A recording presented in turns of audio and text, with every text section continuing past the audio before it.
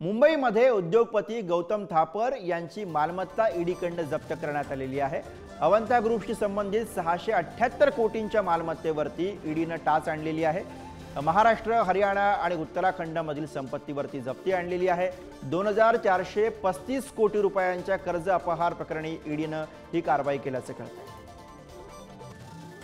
आणि याच विषयी आपण अधिक माहिती घेऊया। रिद्देश हातीम आपले प्रतिनिधी सोबत आहेत। रिद्देश, नेमकं काय हे प्रकरण आहे ज्या संदर्भामध्ये ईडीने ही कारवाई केलेली आहे? नक्कीच आपण पाहिलं तर ईडीने उद्योगपती गौतम थापर यांच्या मालकीच्या आणि नियंत्रित असलेल्या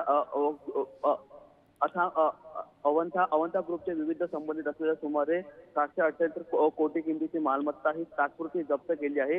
पीएमएलए कायद्याअंतर्गत मालमत्ता ही हरियाणा, महाराष्ट्र आणि उत्तराखंडमध्ये असलेले जमिनी ही जप्त करण्यात आली। आपण पाहिलं तर 2435 कोटींच्या कर्जाचा अपहरण प्रकरणी गौतम थापर यांची मालमत्ता जप्त करण्यात आली।